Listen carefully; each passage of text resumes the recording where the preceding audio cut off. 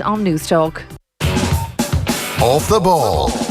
This is Newstalk.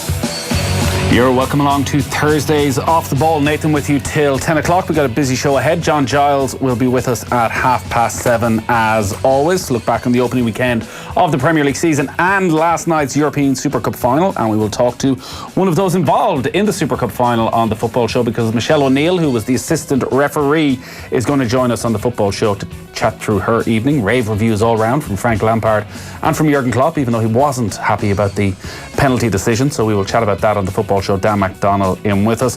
Matthew O'Hanlon most certainly would not like to be here this evening, but he has no choice, unfortunately, because things didn't go the way Wexford would have wanted. It's a familiar theme, to be honest with you, from both of us, I think. Does anybody actually want to be here? So he's going to be with us after 8 o'clock. Look back on Wexford's season. Obviously, a brilliant season in many ways, winning the Leinster title, but the disappointment then of blowing that 5-point lead in the All-Ireland semi-final. He'll chat to us about that, about Davy, and give his thoughts on how you mark TJ Reid ahead of Tip Kilkenny on Sunday. And we'll also chat to Mike Carlson about Antonio Brown, one of the more interesting characters in the NFL. On his day, one of the best players in the NFL, Ronan? He probably is the best player, definitely the most explosive player. But he's had this chip on his shoulder since he came into the league, really. He wasn't one of these high-peg draft picks. He came in the 6th round, I think, and he's always kind of led with that. That's always been his driving force almost. And once he got to the top, like, he was undoubtedly the star player at the Pittsburgh Steelers. And then when some people started to challenge that status, again, the chip on his shoulder sort of re-emerged a little bit, and they obviously fall from grace. With that team, he's since transferred to the Oakland Raiders, which is like the most incredibly... Basket case. Basket case is the word. So this summer, a lot of interesting things have happened to him. So he's been traded to the Raiders. Yeah.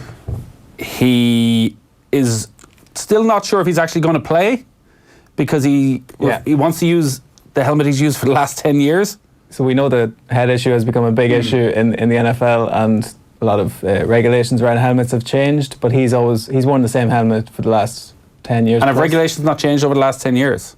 They have, but it's always been within the 10-year window. You're allowed to wear a helmet, and then you have to update it. So he basically said, if you don't let me wear this, which gives me a good field of vision, I'm going to have to just quit the game, because I'm not playing in these new ones which hamper me.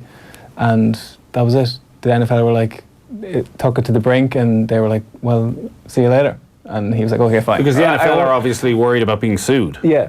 Yet again.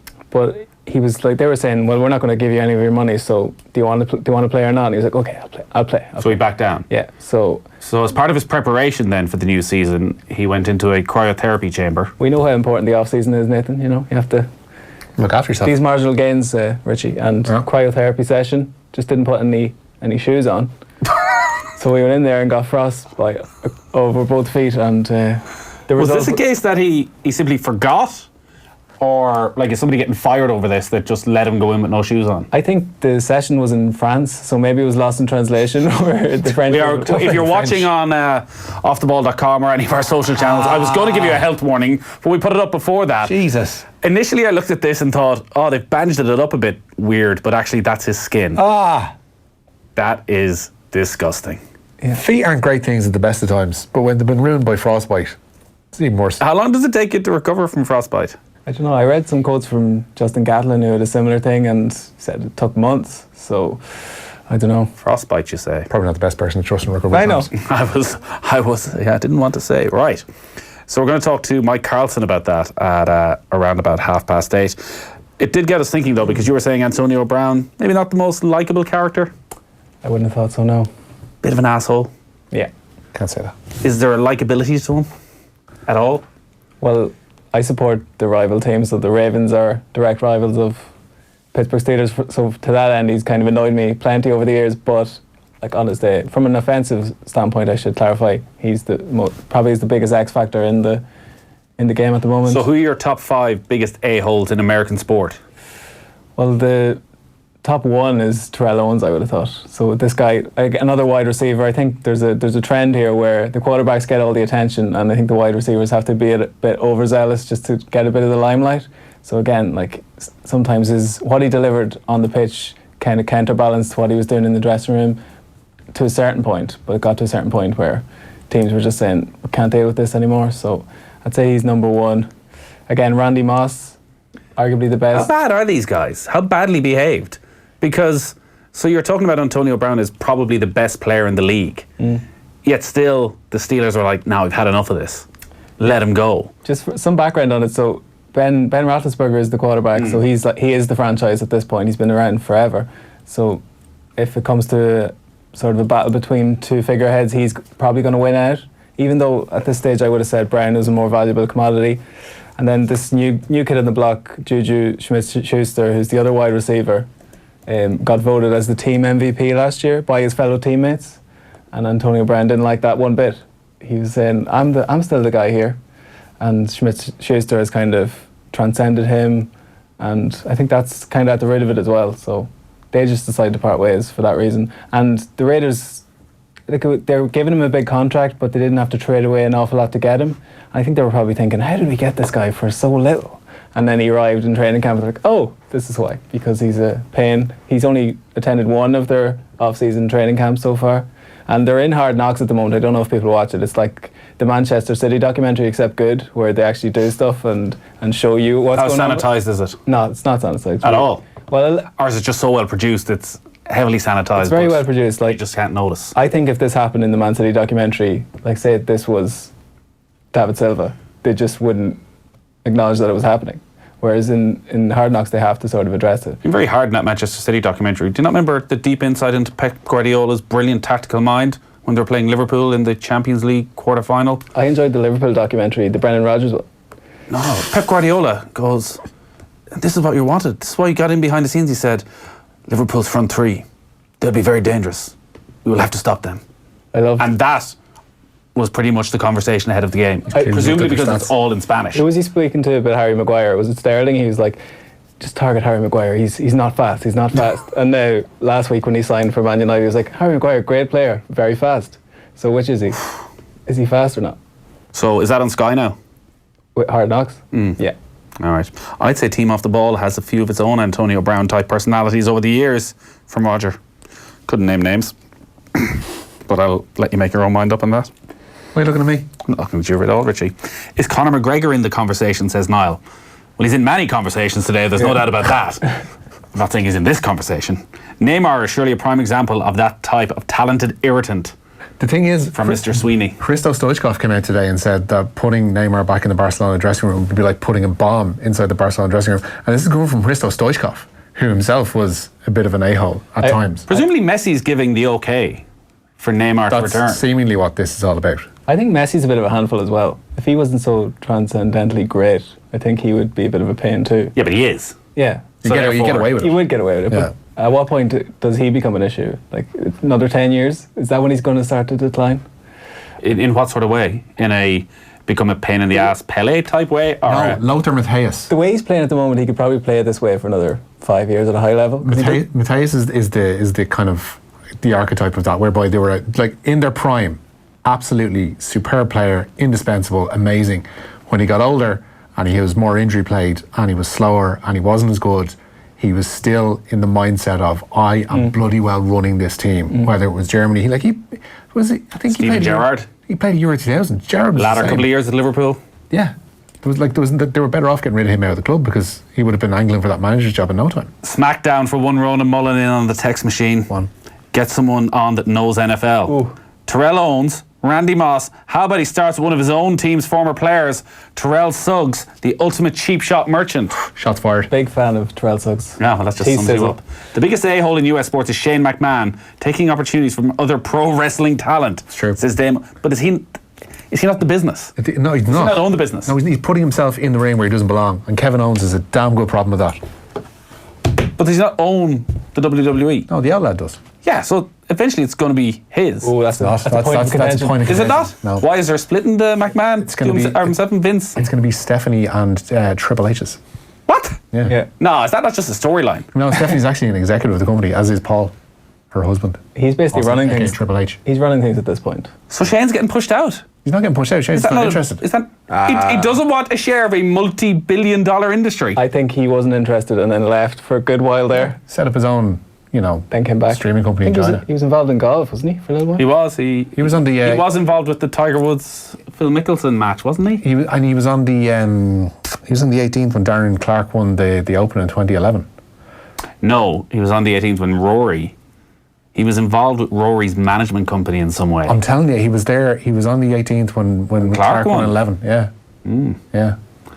I can't believe that he's not getting some of the company. He might do. And is Vince still wrestling? Vince is Jesus. No, he's in the 70s and can barely see. He will die on that job. He will die on the job. Does he not just arrive out into the middle of the ring every so often and call Stone Cold back? Take a Stone Cold Stunner? Pretty much he does, yeah. That's their default. And is Shane McMahon a professional wrestler now? On occasion. Right. Hard Knocks is class. If sports stocks over here had that kind of access, people would lose their minds, says Ted in Knockline. There was a good Alex Ferguson one I just watched recently enough around the 99 season, like behind the scenes at Man United, which remains one of the good Manchester United documentaries by all accounts. I'd recommend that. It actually seems really unfiltered. Yeah, I think it's on YouTube. I think was it before the treble or just after? Might have been just after. I might be wrong on that one. But proper training ground footage, like, it's good. And he's giving out yards in the dressing room and the team talks. It's not the Ryan Giggs team talk of the people of sports all season. The troubled athlete thing, like it was always said of Alex Ferguson, if he got a hold of certain players, he would have been able to turn them around. And in the NFL, like Bill Belichick is seen as this sort of scoundrel whisperer, where you just get a hold of these unbelievably talented people. Like Josh Gordon came in last year, who's just been all sorts of trouble off the pitch, and he couldn't even turn that around. So I think that can be overblown as well, 53106 is the text number. Richie, where are we starting? We'll start with Kerry. They hope to have Stephen O'Brien cleared to play in the All-Ireland football final with Dublin. County Chairman Tim Murphy has confirmed that they're appealing the second of 3 black cards that Kenmare forward received this year. That was in the Super 8 win over Meath. Murphy says they hope to have their case resolved inside the next 3 to 4 days. The chairman has also told Radio Kerry today that they have the utmost confidence in match referee David Gough. The mooted appointment of the Slain official had drawn questions over his suitability from some Kerry pundits, but Murphy told Jerry O'Sullivan today on Radio Kerry that all within the county setup are happy with Gough's appointment. In terms of individuals writing and commenting on the process and on the referee or whatever, at the end of the day, Jory, they're expressing a personal opinion and a personal view. That certainly wouldn't be the view of the Kerry County Board. It wouldn't be the view of myself as chairman. It certainly wouldn't be the view of the manager, Peter Keane, or the team.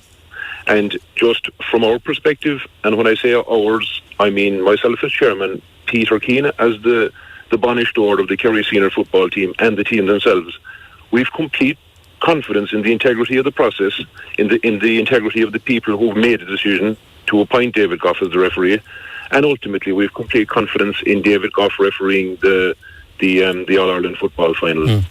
So these people have decided he is the best person for the job, he's the most experienced, and we have to respect that, Jory. Every county signs up at the start of the year to that. Everyone knows what the rules of engagement are at the start of the year and how the process works. So that's the background. And I think it's important to say that the team and the team management in particular, Jory, have no issue with David Gough as the All-Ireland referee, none whatsoever. On a scale of 1 to David Gough, how angry are they going to be if Stephen O'Brien doesn't get that black card overturned? The school of thought seems to be that formality that's pretty overturnable, if that's a verb. When he committed that offence the other day, he knew that the Meath one was there in the background? It was pretty much, I don't know about him, but pretty much straight away the talk was, that one against Meath is definitely going to be overturned. He must have known. Well, you look at the footage of it and it does seem as though it's a fairly straightforward case. It wasn't a third man tackle by him. He was blocked. So, but you never know with these things, maybe the technicalities get involved. I don't think we're going to be up until eve of the final kind of thing. This is actually going to get sorted within a week or so. The problem with Shane McMahon is he's a spot monkey, and with the upcoming Hell in a Cell, you just know he'll do a ridiculous spot that will steal everyone else's thunder. I have no idea what that means. Unless we're doing SummerSlam 92 nostalgia, I really don't want to talk about the WWE. McMahon's work rate bell to bell is pretty poor, and he will just try and jump off something. Dear God. Dear God. We have the evidence. Shane McMahon is a golf groupie. Pictures of him with Darren Clark and Rory's dad. There you go. You see, that is not at Royal St. George where Darren Clark That's in America somewhere, no? That is... There we go with Clark. Wow. How does Richie... Beat you on a golf fact. Richie's golf knowledge trumps your golf knowledge. On the day Golf Weekly comes out, Nathan, that's... Beat you on a golf fact. That's not golf knowledge. Having that. I literally said it was the 2011 Open when Clark won and Shane McMahon was at the 18th and you're like, no, that wasn't... It's like... I'm right. Am I from West Kerry all of a sudden? You're wrong. What the hell was that? You're wrong is what you are. Guys, this is not good radio. Which is always a great text. Waterk in Dublin. Is that from JP? Yeah. Deciding who's an a-hole or who's the biggest a-hole is unacceptable. To do such a thing on live radio probably makes you three the a-holes in the room. Well, we're the only people in the room, so it's quite possible. Yeah. Speaking of golf. Oh, God. BMW Championship, Richie? Yeah, Graham McDowell's made a bright start. He is currently 4 under par through his first 8 holes today. Elsewhere, McDowell actually does need a strong week if he's to make the season-ending Tour Championship. Tiger Woods had also made a good start today. He was 3 under through 4, though he's just bogeyed the 5th and is back to 2 under par. Shane Lowry and Rory McIlroy, they are both 1 under par. In fact, Lowry's just dropped back to level par. There is a joint lead at the top, pretty early going, as we might imagine here today in Medina. Colin Morikawa, Xander Schauffele, Adam Scott, Rory Sabatini and Jim Furyk are all on 5 under par at the moment. Golf Weekly is available right now, talking about What's that Bryson DeChambeau slow. That's good. Do you get it? Can we trust its accuracy, though, given your recent showing? Wow. I'm sorry that when Darren Clark won the 2011 Open, I wasn't focusing in on Shane McMahon appearing randomly. We're focusing on much. Go on, Europa League. Wolves manager Nuno Espirito Santo has made 9 changes to his side for tonight's Europa League qualifier second leg. They hold a 4-0 lead over Punic of Armenia ahead of tonight's third qualifying round game at Molyneux. Elsewhere, Rangers 4-2 up on Midtjylland going into their second leg at Ibrox, and Aberdeen trail the Croatians of Rijeka by 2-0. All 3 of those games getting underway at 7:45. All right, good stuff. Richie, Ronan, thank you. As always, a reminder that Off the Ball in association with Cadbury's are bringing another monster Premier League roadshow your way on September the 4th. Gary Neville is going to be among the guests at the Gough Energy Theatre, reminiscing about his playing days, previewing the new season as well. It's going to be a brilliant night. It is an exclusive off-air event. Tickets are limited and they are going on sale tomorrow morning. So get on to offtheball.com for all of that good stuff tomorrow morning. John Giles is up next. Off the Ball on Newstalk. Do you ever wonder if there's a simpler way to watch every single live Premier League game on TV? You could have lunch at your slightly annoying father-in-law's just to watch Liverpool playing on BT Sport. You could do some token bicep curls down the gym because they're showing United on Premier Sports. You could drive to your friends to watch City light up Monday Night Football on Sky Sports and drive all the way home afterwards. Or you could get Sky, where Sky Sports, BT Sport and Premier Sports are now all in the one place. Football made simpler. Sky. Believe in better. Introducing Go Loud, the new app that brings together your favourite radio stations, podcasts and music. Download the Go Loud app for free or listen online at goloudnow.com. Go Loud, podcasts, radio and music to your ears. You feel the breeze on your cheek and you hear the distant sound of streets filled with living, breathing energy. You know that this is where you want to be. When you travel, lose yourself, not your money. Explore your world and get fast access to your cash if something goes wrong with the OnPost Money Currency Card. And because it's powered by MasterCard, you can use it in millions of places commission-free. Get your OnPost Money Currency Card in minutes at your local post office. OnPost, for your world. Terms and conditions apply. See onpost.com/currency card. This card is issued by Wirecard Card Solutions Limited, pursuant to a licence by MasterCard International Incorporated. OnPost is authorised by the Minister for Finance to provide payment services and is regulated by the Central Bank of Ireland in the provision of such services. Stop! You gotta listen to this. Harvey Norman's massive stock take clearance sale is happening right now. 4 days of unbelievable deals store-wide. We must clear €7 million worth of stock. X-Display end-of-line clearance, it all must go. And no reasonable offers refused. Up to 60% off X-Display sofas, dining furniture and massive reductions on beds, mattresses and bedroom furniture. Up to 40% off X-Display TVs, refrigeration, ovens, hoods and hobs. Up to 30% off clearance laptops, cameras, printers and so much more. The Harvey Norman stock take clearance must end Sunday. Go! Relax this evening and visit itsforwomen.ie. Great value car insurance for those on the go. Get the cover you need day or night at itsforwomen.ie. It's time to own it. Football on Off the Ball. All right, John Giles is with us live in studio on this Thursday evening. How you keeping? Good, Nathan. So week 1 of the Premier League season done and dusted. I know you're not a huge fan of previewing games. You like to have a little bit of meat to get stuck into and review and look back. Yeah. And there's plenty to talk about from week 1 and from the Super Cup final as well. We've got a good body of evidence of Liverpool then from the Community Shield, the victory over Norwich, the Super Cup win on penalties last night. So All in all, a good start to the season for Liverpool, but the big talking point probably the fact that they've given up a lot of chances in all 3 games, and a lot of the analysis around that seems to be this high line, a very, very high defensive line that they're playing. Have you seen a change in how Liverpool are defending this season? Definitely, Nathan. They weren't doing it last year at all. I mean, occasionally, like most teams, they would do it and they'd get people offside. But it seems to be a policy now that if the team, the opposition, have the ball in the middle of the field, that if there's a runner, instead of going with them, they're going to leave him and put him offside. I mean, even Norwich in the first match, in the first half particularly, and even for the goal that they scored, it was not tracking down. I didn't see them do it at all like that last year. And it seems to be, this is going to be, we call it a high line now. And anybody that runs beyond us, we're going to come out and put them offside. I mean, you go back even to the Manchester City match. Like there was long balls out on the goalkeeper. I think Sterling and one who got through. You know, but as if they're going to press it up, and it's pressing it up too much. I mean, even the panel said it last night. You know, with the lads on. Of course, depends which one you were watching. On BT with Glenn Hoddle. Glenn Hoddle and that, yeah. And like at half-time, he said they can't understand it because they are pressing coming out. I haven't seen them do that before, and they've conceded more chances actually in the 2 matches, despite the fact that they won in these matches that I've seen, that they didn't concede last year.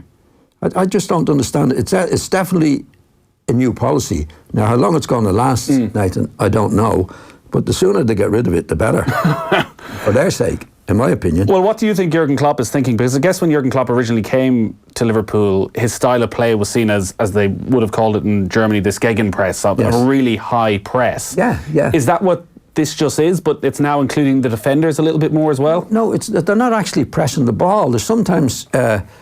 high press is fine when particularly actually when the forwards are doing. That's where you high press from. In other words, as soon as their defenders get the ball, you're onto them. You expect defenders to press as much as they possibly can, but they seem to have a policy now that if the ball is in the middle of the field, instead of being aware that the centre forward is going to make a run, read it and go with him, it's we let him go. And so is the problem then?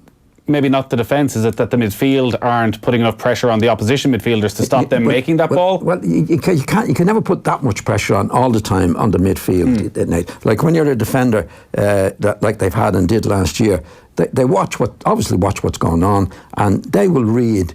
He's got a chance of winning it there, and then you come into the game from there.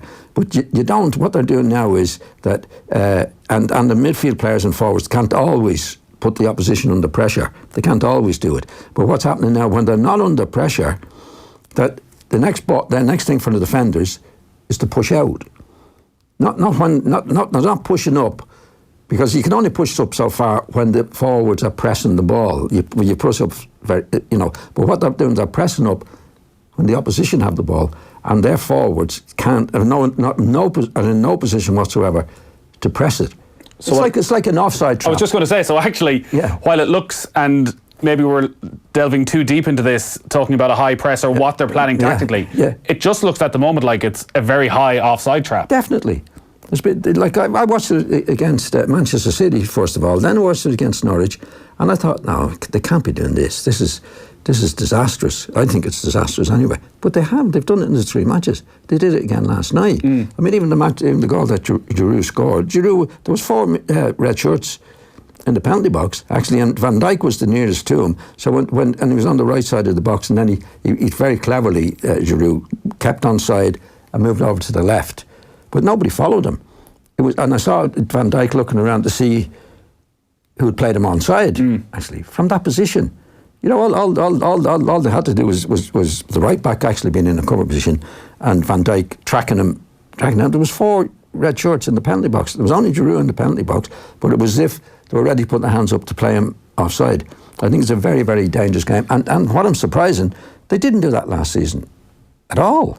But in the 3 matches that I've seen now, they did do it. They did against Manchester City, who got through, even from the goalkeeper in the first match at Wembley. Definitely against Norwich, could have scored 2 goals in the first half, and did actually score a goal where the fella came off Van Dijk and was through on the goal. Is it a possibility that it is still very early stages in the season, that they've played 3 matches, they've made a couple of changes at the back, they're still sussing each other out, trying to get used to what was there last season, and just concentration levels aren't right? No, this is a policy, right? This doesn't happen all of a sudden. This is a policy that they've been doing on the training ground. There's no doubt about that. So what do you think the benefits are if Jurgen Klopp has sat down? Because I do know at the start of last season there was a sense that maybe Liverpool the defenders weren't playing as high a line as previous seasons, and Klopp had said that he felt the whole team was pushed too far forward, that when they were playing against, say, lesser teams, they were allowing them to just sit back the whole time, whereas actually they wanted teams to come out onto them a little bit. Yeah. But this seems the reverse of that you're trying to pin a team back completely. Yeah, there's a time to do that in the match. I mean, you can pin, if you've got the high press, as we call it nowadays, with the forwards, then but there's only a certain distance. And then, like years ago, I was told, Jimmy Murphy, the old Manchester, in an ideal team, there should never be more than half the pitch between your back man and your front man. Now, that's a general policy. Do you know what I mean, Nathan? There's times that you can push it up a little bit further when you're putting somebody else there. But what I'm saying is, when they have control of the ball, the opposition have control of the ball in the middle of the field, instead of Liverpool, to try and simplify as much as can, go with the runners. Go with the runners. If the centre forward makes a run, you go with the runner, instead of letting them go hand up to play offside. And that's what the policy seems to be this season, which is different totally to last season. Of course, you still want the forwards to press, but the defenders still have to. There's times when you don't win the press. That's when the defenders come into play and they take their positions. Their top defenders will take their positions, whether to hold, whether to go back and do all those various things. So you don't have a policy of any time that they have the ball in the middle of the field that you're going to go out to put people offside. Is it too much to expect a back four to be flawless with offside? To not make a mistake? Because last night watching it, there were many occasions where Chelsea were offside, and particularly with VAR, you're going to get more and more offside decisions. Yes. But there were also 1 or 2 occasions where Gomez or Robertson switched off for half a second and they were slightly behind and there was a player played onside. Yeah, that's what I'm saying. It's a policy. Playing offside, if somebody's taking advantage of you, making stupid runs, then you've got to do that. But they're pursuing a policy, in my opinion, Liverpool, that they didn't do at all last year. This is an offside trap. Now, an offside trap is a wing and a prayer, to be quite honest, because you've got to make sure everybody's coming out together, everybody's doing that. It doesn't happen. If you see a team, we'll defend. There's times if they're taking advantage, you can put them offside now and again. But the general policy, in my opinion, should defend it. That's what they did last year. I can see, they conceded very little goals last year. I mean, they have the high press from the free kicks. Well, a lot of teams are doing that, which I think is too much as well. But it seems to be a new policy this year. Anytime somebody's going to make a through pass, we're going to get out. Now, of course, you will catch them. 5 times out of 6, you catch them. But it's the time that you don't catch them. There's always it's risky, to say the least, and there's no need for it, in my opinion. Is it a simple fix? Just step 10 yards further back? Go with the runners, as they say. Just go with the runners. And if everybody does that, then you're never going to be cut out. Now, there's sometimes people take advantage. The forward is loitering, as they say. Well, then you can obviously say, get out, put him onside, put him offside. If he's staying up the pitch, say he's too far up the pitch anyway, and the midfield player gets the ball, then the opposition, then you get out. But if it's touch and go between just getting out and taking the chance, which has happened in the last 3 matches that I've seen, whether they continue or not. What if you play the goalkeeper as a sweeper? So the goalkeeper standing outside his penalty area, ready to sweep up those balls that go in behind. If the ball is delivered properly, Nathan, he won't get it. You know what I mean? If it's overhit and that. You're talking about professional players who can look up, see the fellow running, and to be honest, if you've got a midfield player who is on the ball and the goalkeeper starts pushing out to the 18-yard line, they can knock it from the halfway line over the goal. So it's the only way to do it is to occasionally put somebody off if they're taking advantage. But the other way is to do it, cover up, just like they did last year. I don't remember them doing it last year. That's what I'm surprised about. They conceded very few goals last year, and they seem to be pursuing this policy now of pushing out. As always, our football coverage is brought to you with thanks to Paddy Power. We're live on all our social channels. If you've any comments for John Giles, just send them in and we'll get them between over the next half an hour or so. It is very early in the seasons, and drawing conclusions from the first match of the seasons should carry an obvious health warning if things can change pretty quickly, and Chelsea are probably fitting into that category. We were at Old Trafford on Sunday, beaten 4-0 by Manchester United. A sense that United are flying and that Chelsea with this young squad is going to be a huge struggle for Frank Lampard. A big improvement last night, but the big change obviously was that N'Golo Kante, having not been fully fit at the start of the season, was left on the bench at Old Trafford. Like, the chance of success and failure for Chelsea, do they rest on Kante this season? Well, he's a very, very important player. It won't be entirely up to him, Nathan.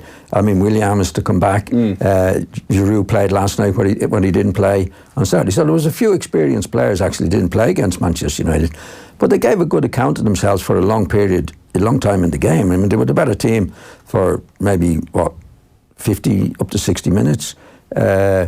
And then it collapsed on them. Then they weren't good enough to hold it. Pogba came into the game in a dramatic way, where he laid on two of the goals. So I tell you, if you look at the score line, I don't think it reflected the general play of the game itself. And I think when Chelsea made a few changes last night, and especially particularly Kante coming back into the team, they were much better, Nathan, overall last night. I thought that Chelsea did well last night. It was a good game. Liverpool did well as well. But against Manchester United, I thought the scoreline flattered Manchester United. Kante's position last season came under a lot of scrutiny for the way Maurizio Sarri was playing him. So he brought in Jorginho, who was very much his man, and played him in that central holding role, if you want to call it that, whereas he moved Kante slightly to the right. Frank Lampard's maintained that, and Kante last night flourished in that again. And is that actually the best position for him? No. Or would you prefer to see him where Jorginho was playing? He's more effective in the middle of the field. There's no doubt about that. But I think he had more freedom last night, Nathan, rather than sticking to the right-hand side of the pitch. Do you know what I mean? He seemed to be more effective in wherever he played last night. I think Frank Lampard said, I don't need you to stick. See, what Sarri said was, really, what he was saying, I think, I don't really trust him in the middle of the field, which I found extraordinary. But I think Lampard would recognise that, let this fella wander a little bit more. I mean, he wasn't stuck to the right-hand side last night. He was all over the place, in fact. And he was contributed a lot more than Jorginho has done. Well, I think he did last year, despite the fact that he was restricted to the right-hand position. I think he had more freedom. I mean, his distribution, and I keep hearing him on the television as well, it really gets on my nerves, Nathan. He's the best holding midfield player, and he's not a hold. He is a holding midfield player when he's needed to be a holding player. But look at his distribution last night, getting up. I mean, the holding players are like Dyer, the Spurs, hardly touch the ball. And they only touch the ball is when they lose the ball and they win a tackle, whereas they mightn't have lost the ball if he'd been up supporting the play. Kante wins as many balls as Dyer does, but a lot more. Plus, when he gives a team, like midfield players should be midfield players. I don't think you should have designated midfield players. There are some lads that defend and midfield defend better than other players, but they should be able to get on the ball as well. And Kante is the complete man. He gets more tackles in than anybody else. He gets on the ball. He distributes the ball. He's a midfield player. I don't think it should be. I think the holding midfield player has become an exaggeration. There's no pressure on a holding midfield player to ever turn with the ball, it seems. No. And one of Kante's main interventions last night was a brilliant tackle. You could say the holding job on the edge of the area, won it back and instantly turned, squeezed his way through two Liverpool players. Now there was no options in front of him, took a simple pass to the side. And up around their box when it needs to be up. But that's midfield play. And what happens with midfield players generally, they balance up. In other words, if you see somebody going, then you fill in that position. But generally you go to support them as well. All midfield players actually should be scoring quite a few goals.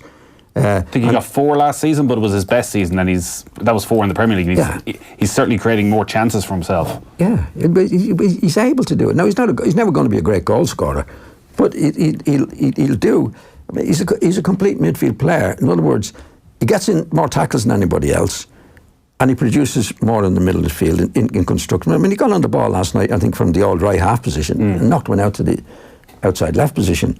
I mean, I've never seen, and I don't want to be picking on Dyer, there's many other people who I've never seen them do that. They don't look for the ball, as you said. They don't look for the ball. The only time they come into play is when the opposition have it and they're going to break up and attack. But the best time to do that is if you have the ball, they're not attacking.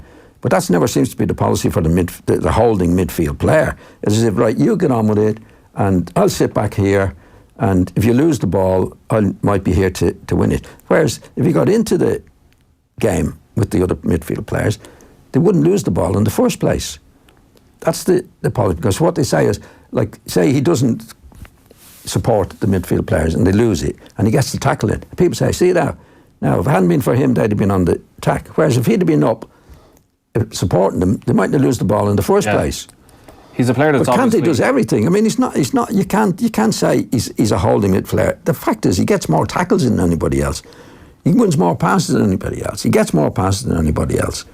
So he's a midfield player who gets back at the right time and gets forward at the right time, and he's brilliant. There was a huge difference to Chelsea yesterday. And Giroud centre forward.